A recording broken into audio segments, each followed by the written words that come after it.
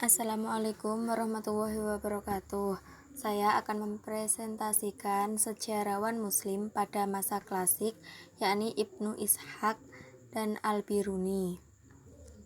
Sejarawan pada masa klasik yang pertama adalah biografi Ibnu Ishaq. Ibnu Ishaq lahir di Madinah pada tahun 85 Hijriah. Dari jalur ayahnya, ia masih berdarah Irak. Kakeknya yang bernama Yasir berasal dari Ain At-Tamar, sebuah kota kuno yang tak jauh dari Kufah. Yasir saat masih kanak-kanak menjadi tawanan perang Khalid bin Walid saat berperang dengan Raja Persia, Kisra. Kemudian kakeknya tersebut tinggal di Madinah. Masa remaja Ibnu Ishaq dihabiskan di Madinah.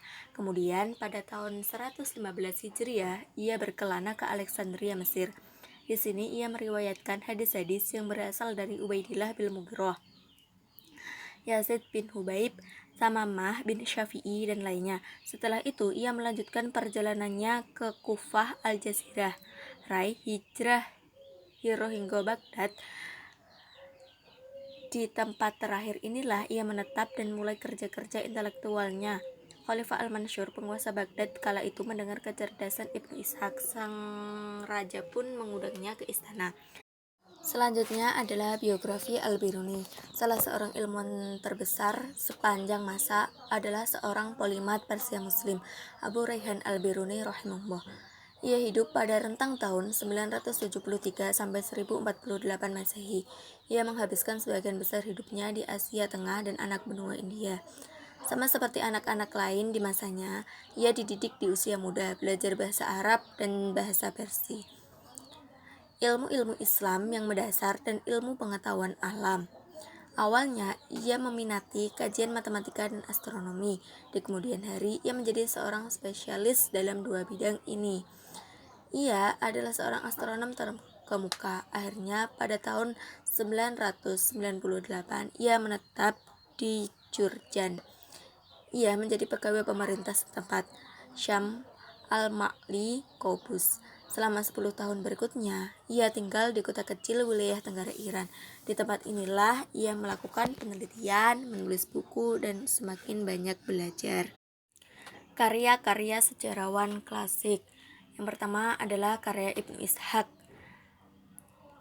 Sirah Nabawiyah dan Perkembangannya. Sebuah karya besar. Sirah Nabawiyah memiliki sejarah tersendiri. Ia adalah buku sejarah yang menciptakan sejarahnya sendiri.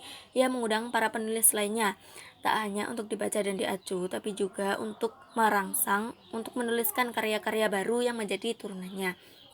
Mula-mula yang melakukan reproduksi dari Sirah Nabawiyah adalah Ibnu Hisham pada tahun 213 Hijriah. Ia menuliskan syarah atau penjelas dari apa yang telah ditulis oleh Ibnu Ishaq. Di dalam tulisannya tersebut, Ibnu Hisham meringkas beberapa bagian yang sekiranya tak berkaitan langsung dengan Nabi Muhammad. Usaha reproduksi dari Sirah Nabawiyah juga dilakukan oleh Abdul Qasim Abdurrahman As-Suhaili pada tahun 581 Hijriah. Kitab tersebut ia beri judul Ar-Rodu Al-Unfu. Tak hanya mengandung syarah, Sirah Nabawiyah juga mengandung para pengkritik.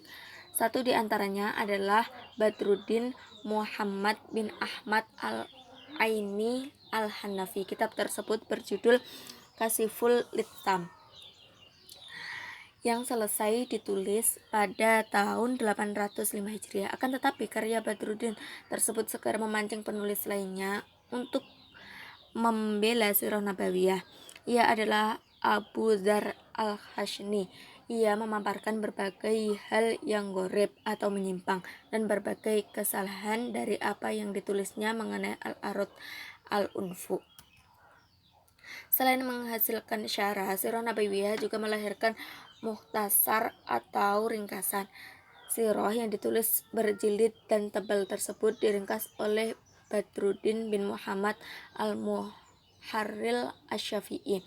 Karya lain dari reproduksi Sirah Nabawiyah selain berupa syarah dan mukhtasar juga berupa nadham alias bait-bait syair. Abu Muhammad Abdul Aziz bin Muhammad bin Said Ad-Damiriyat Doroini pada tahun 607 Hijriah. Abu Nasar Al-Fat bin Musa bin Muhammad Najmuddin Al-Maghrib Al-Hadrawi pada tahun 663 Hijriah, Abu Ishaq Al-Ansori At-Talmisani, dan Abu Bakar bin Ibrahim bin Muhammad An-Nabulsi pada tahun 793 Hijriah. Nama yang terakhir ini kitab berjudul Al-Fathul Qorib. Dalam perkembangan selanjutnya, Sirah Nabawiyah berkembang dalam bahasa pengantar yang beraneka, seperti halnya The Life of Muhammad yang ditulis oleh Guilaumi dalam bahasa Inggris. Yang terakhir adalah karya Al-Biruni. Perjalanan Al-Biruni ke India membuka pintu untuk beberapa penemuan terbesarnya. Al-Biruni dengan cepat berhasil menguasai bahasa Sanskerta dan bahasa liturgi Hindu. Al-Biruni terus mengecap pencapaian yang luar biasa hingga awal tahun 1000-an.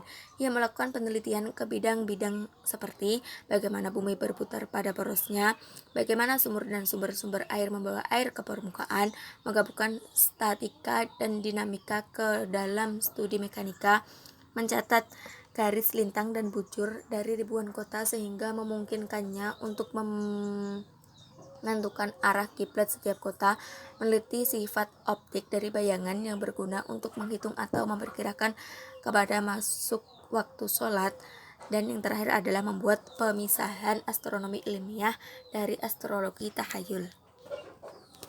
Sekian presentasi dari saya, kurang lebihnya mohon maaf. Wassalamualaikum warahmatullahi wabarakatuh.